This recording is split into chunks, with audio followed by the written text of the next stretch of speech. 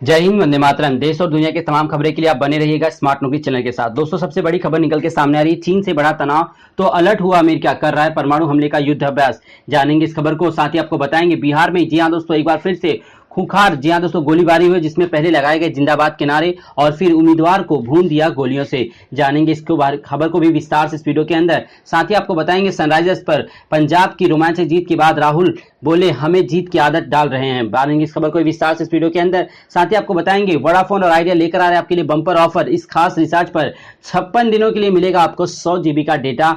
जी हाँ दोस्तों, आप इस वीडियो के साथ बने रहिएगा अंत तक। और साथ ही आपको बताएंगे एप्पल आईफोन 12 पर मिल रहा है 63,000 तक का डिस्काउंट। कैसे करना होगा, जी हाँ दोस्तों, आपको डिस्काउंट लेने के लिए जानेंगे इस खबर को विस्तार से। साथ में अंत में बताएंगे आपको भागवत ने चीन पर ठोकी पीएम मोदी की पीठ, कहा इस बार भारत ने जो धक्का दिया है उससे सहम गया है ड्रैगन। इस खबर को भी जानेंगे विस्तार से एक एक करके इस वीडियो के अंदर। तो सबसे पहले बात कर लेते हैं आज की सबसे बड़ी खबर।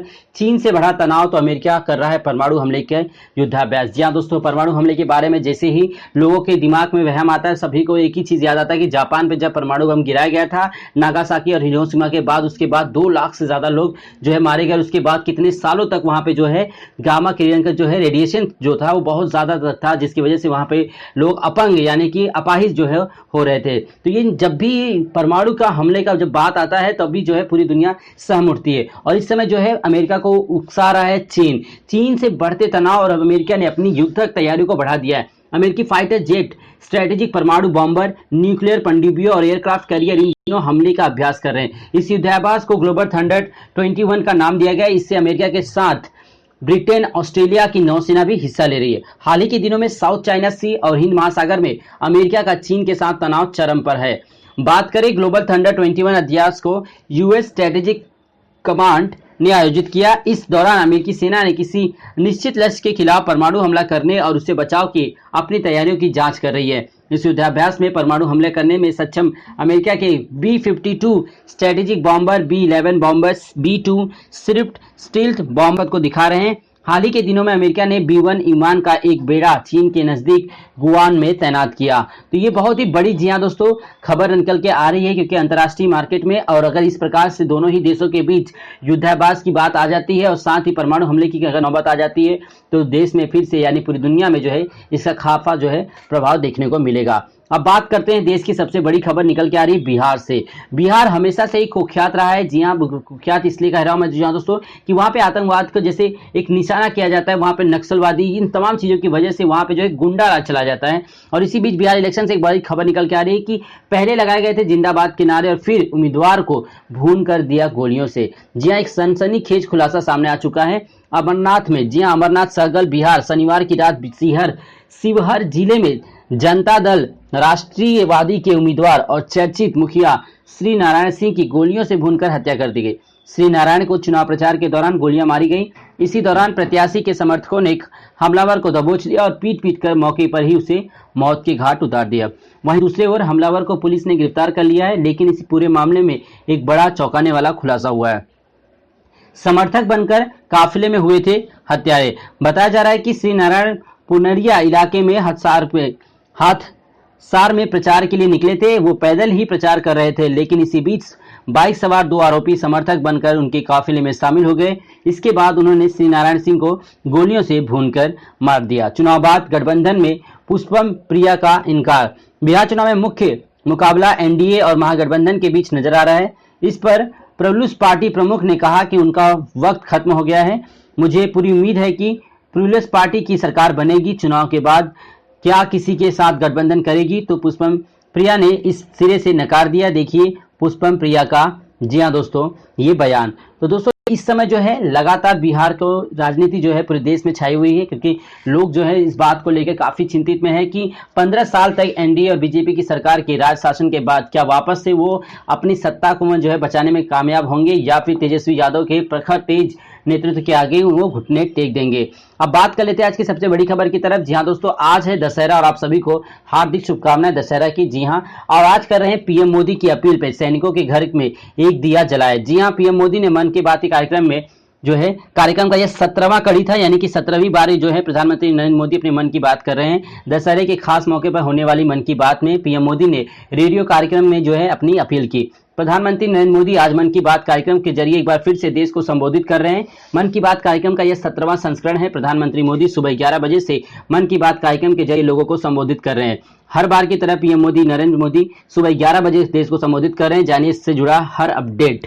पीएम मोदी की अपील, सैनिकों के घर के लिए एक दिया जलाएं। पीएम मोदी ने देश को दशहरे की बधाई देते हुए लोगों को त्योहारों के दौर में मर्यादा में रहना है। पीएम मोदी की अपील की इस बार त्योहारों पर स्वदेशी उत्पाद खरीदें, खरीदारी में स्थानीय उत्पादों की प्राथमिकता दी जाए। वोकल फॉर लोकल के लिए रहना होगा जागरूक। वोकल फॉर लोकल के लिए हमें जागरूक रहना है। सारा देश जवानों के साथ है। सैनिकों के लिए एक दिया घर में जरूर जलाएं। बाराबांकी में सुमन देवी का किया जिक्र। बाराबांकी की सुमन देवी का जिक्र करते हुए पीएम मोदी ने कहा कि वह खादी मास्क बनाकर स्वदेशी की मुहिम से जुड़ी हुई है। भारत का योग, अध्यात्म और मलखम्ब जैसे खेल विदेशों में प्रसिद्ध हो रहे हैं। भारत में प्राचीन कालीन से ऐसे खेल खेले जा रहे हैं जो हमारे मानसिक विकास को एक नए स्तर पर तक ले जा सकता है। मोदी ने देशवासियों से अपील करते हुए कहा कि वह इंटरनेट पर जाकर इसे जरूर देखें। दरअसल मन की बात कार्यक्रम को लेकर प्रधानमंत्री नरेंद्र मोदी ने एक ट्वीट किया जिसमें उन्होंने कहा कि कल सुबह 11 बजे मन की बात कार्यक्रम के जरिए जुड़े। प्रधानमंत्री नरेंद्र मोदी ने ट्वीट करके लोगों से कहा कि वो नमो या माई गवर्नमेंट ऐप का उपयोग करके 1811-7800 पर कॉल करके अपने स्वदेशों के रिकॉर्ड करके जो है अपने सवाल और सुझाव भेज सकते हैं। तो लगातार जी हाँ दोस्तों 17वीं बार देश को संबोधित कर रहे हैं मन की बात कार्यक्रम के माध्यम से, लेकिन लगातार प्रधानमंत्री नरेंद्र मोदी के भाषणों की जी हाँ दोस्तों यूट्यूब के चैनलों पर आपने देखा होगा डिसलाइक की जो संख्या वो लगातार बढ़ती जा रही है। आप भी अपना कमेंट पे बॉक्स में हमें जरूर बताइए क्या वजह है कि आखिर प्रधानमंत्री नरेंद्र मोदी के भाषणों को जनता पसंद नहीं कर रही, इसकी क्या वजह है। और साथ ही प्रधानमंत्री नरेंद्र मोदी कहते हैं कि इस डेमोक्रेटिक में यानी लोकतांत्रिक में सभी को अपने विचार प्रस्तुत करने का जो है सभी को जो है मौका मिलता है, लेकिन खुद प्रधानमंत्री नरेंद्र मोदी के यानी पीएमओ पे जो इनका भाषण रिलीज होता है उसे जो है तुरंत डिसलाइक जो बटन होता है लाइक और डिसलाइक का उसे हटा लिया जाता है। आखिर क्यों ऐसा? क्योंकि जब जनता वहां पे देख रही है, अपना रिस्पांस दे रही है कि आखिर जनता आपके भाषण को पसंद नहीं कर रही है, तो उसका विश्लेषण करने के बजाय आपने वहां पर लाइक और डिसलाइक का जो बटन था उसे ही आपने जो है डिसेबल कर दिया। तो इसके बारे में आप क्या कहते हैं, इसके बारे में हमें कमेंट बॉक्स में जरूर बताइएगा। तो चलते हैं हम अपनी अगली खबर की तरफ। बात करते हैं कोरोना वायरस की महामारी को लेकर। जी हाँ, केंद्र सरकार के आधिकारिक आंकड़ों के अनुसार भारत में कोरोना वायरस के मामले 78,64,000 के पार हो चुके हैं। हालांकि एक्टिव केसों की संख्या 6,70,000 के करीब हो चुकी है। देश में कोविड-19 के चलते अब तक 1,18,534 लोगों की जान जा चुकी है। कोरोना पर पल पल के लिए जी हाँ दोस्तों आप हमारे साथ बने रहिएगा।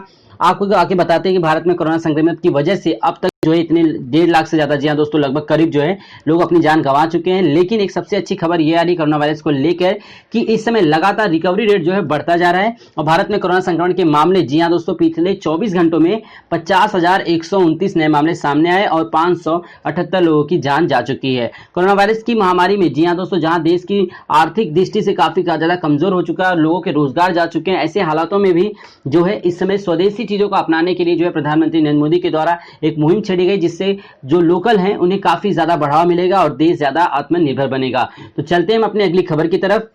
बात कर लेते हैं मैच के बारे में। सनराइजर्स पर पंजाब की रोमांचक जीत के बाद बोले राहुल, हम जीत की आदत डाल रहे हैं। जी हाँ दोस्तों, आईपीएल में अब एक ऐसा मोड़ आ चुका है जहां पर करो या मरो का मुकाबला सामने आ रहा है। कई टीमें अभी तक ऐसी हैं जो अभी तक आईपीएल में जी हाँ दोस्तों ये आंकड़े साफ नहीं कर पाती कि नंबर 3 नंबर 4 की पोजीशन पर कौन सी टीम रहेगी। जी हाँ, नंबर 1 और नंबर 2 की टीम लगभग तय हो चुकी है, लेकिन नंबर 3 और नंबर 4 की टीम को अभी भी जो है स्पष्ट आंकड़े नहीं दिखा रहे हैं। इसी बीच आईपीएल के एक बहुत ही महत्वपूर्ण मैच में शुरुआत में के बाद जी हाँ दोस्तों लगातार शानदार जीत दर्ज करने वाले किंग्स पंजाब के कप्तान केएल राहुल ने कहा कि उनकी टीम जीत की आदत डालती जा रही है जो इस टूर्नामेंट में पहले हाफ में नहीं थी। मुंबई इंडियंस, दिल्ली कैपिटल्स और रॉयल चैलेंजर्स बेंगलोर के बाद पंजाब ने शनिवार को 126 रन के बावजूद सनराइजर्स हैदराबाद को 12 रन से हरा दिया। जीत के बाद राहुल ने कहा, हम इसकी आदत डाल रहे हैं। जीत एक आदत है जो हमें पहले हाफ में नहीं थी। मैं निःशब्द हूं। कम स्कोर वाले मैच में 10-15 रन की अहमियत भी पता चलती है। सभी ने इस मैच में योगदान दिया, खिलाड़ी ही नहीं सहयोगी स्टाफ भी। जी हाँ, एक रोमांचक मुकाबले में मात्र 126 रन का जी हाँ दोस्तों जो है बचाव करते हुए पंजाब ने इस मैच को जो है जीत लिया और फाइनली जो अपनी उम्मीदें थी उसे लगातार बरकरार रखा है और आने वाले समय में जो एक एक मैच होने वाला है आईपीएल का, जी हाँ दोस्तों, सारी अपडेट हम आपके लिए लेकर आएंगे स्मार्ट नौकरी चैनल पर। जी हाँ दोस्तों, हम एक सेपरेट वीडियो के माध्यम से आपको इसकी जानकारी मिलती रहेगी। स्मार्ट नौकरी चैनल के साथ आप जुड़े रहिएगा। साथ ही आपको दोस्तों हमने बता दें कि स्पेशल ट्रेनों की संख्या में 360 नई स्पेशल ट्रेनें 1 नवंबर से चलाई जा रही हैं। अगर आपको भी जानना है इसके बारे में विस्तार से, या फिर आपको जानना है कौन कौन से ट्रेन और कौन कौन से रूट पर चलाई जा रही है, तो आप उसके लिए हमें कमेंट बॉक्स में कमेंट कीजिए अपने रूट के बारे में। हम आपको बताएंगे कि आपके रूट पर चलने वाली तमाम स्पेशल ट्रेनों की लिस्ट। तो दोस्तों आज के लिए इतना ही, मिलेंगे अपने नेक्स्ट वीडियो में, तब तक के लिए धन्यवाद।